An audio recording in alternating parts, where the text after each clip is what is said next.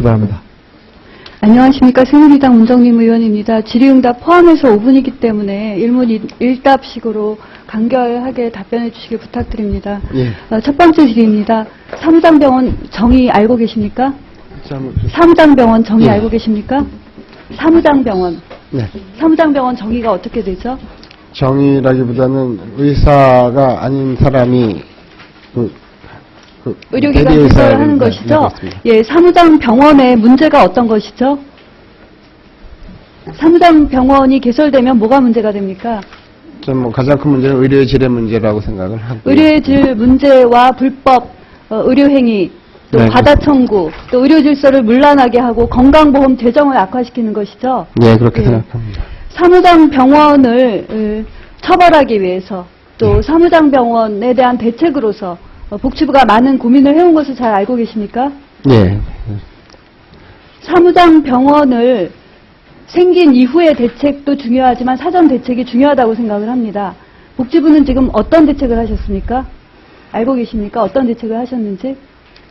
사무장병원은 현재 불법이기 때문에 저희들이 뭐 단속을 하고 있는 그런.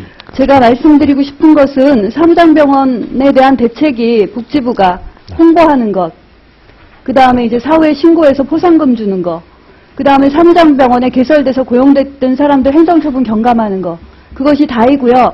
개설 이후에 대책으로 새로 내놓은 것이 개설 취소 법안 하나 내놨습니다. 그러면 개설 단계에서부터 사무장병원이 의심이 되는 의료기관에 대해서 제한하는 법이 없었습니다. 실제 그런 것에 대한 고충을 복지부도 알고 있었습니다. 알고 계십니까? 네, 좀 더. 개설하려는 의료기관이 사무장병원인 것을 알고 있음에도 불구하고 법적으로 의료기관이 신고로 되어 있기 때문에 제재가 불가능하다. 그런 의견이 있었습니다. 알고 계십니까? 네, 파악해 보겠습니다.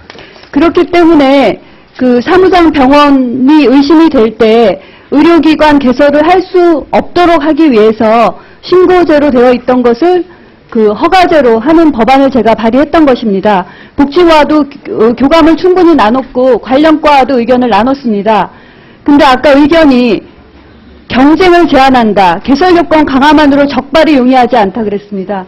대통령께서 비정상을 정상화라고 그렇게 외치는데 사무장병원이 건보 재정에도 영향을 미치고 의료 질서에도 영향을 미치고 환자에게도 불법 의료행위를 감행한다는 것을 알면서 경쟁을 제한한다. 의료기관의 경쟁을 제한한다. 개설요건 강화만으로 적발이 용이하지 않다 이렇게 했습니다. 그러면 개설요건 강화만으로 적발이 용이하지 않으면 그 밖에 무슨 방법을 하실 겁니까? 개설 시에 사무장병원이 의심이 되는데 허가가 아니고 그냥 신고제라면 그냥 신고하게 놔두실 겁니까? 글쎄요. 그 사전 의지가 없으실 것 같은데요. 제가 읽어드릴게요. 네. 의원급 의료기관 개설 시에 현재 시군구 신고사항을 허가사항으로 변경하는 것과 관련해서 지방 이양 취지에 역행하는 것이란 지적이 있습니다. 이렇게 의견서를 내셨는데요. 2013년 5월 행정법원에서 의료법상 의원급 의료기관 개설은 신고사항으로만 규정하고 있기 때문에 사무장병원이 의혹이 있는데도 불구하고 거부하거나 반려할 수 없다라고 오히려 법원에서 고충을 호소하는 판결을 냈습니다. 알고 계십니까?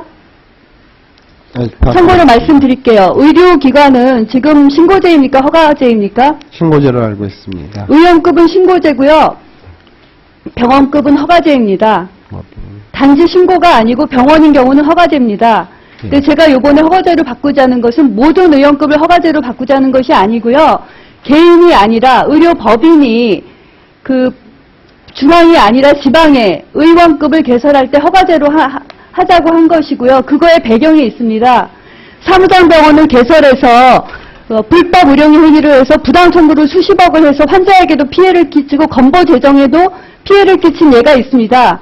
복지부가 그 예에 대해서 엄청나게 고민을 했기 때문에 그런 부분을 차단하는 것을 위한 법을 낸 것입니다. 사무장병원뿐만 아니고요. 네트워크 병의원에 대해서 지금 복지부가 어떤 조치를 하고 있습니까? 네, 복지부가 이런 의견을 낸 것은 사무장병원이나 네트워크 병의원이 의심이 되는데도 불구하고 법원 의료기관을 개설할 때 허가제로 하지 않아서 신고제로 해서 그냥 눈 감아주겠다는 행정 편의주의적인 생각이라고밖에 볼 수가 없습니다. 결과적으로 검토하시기 바랍니다. 의견 주세요. 장관님 의견 없으시면 차관님 의견 주십시오.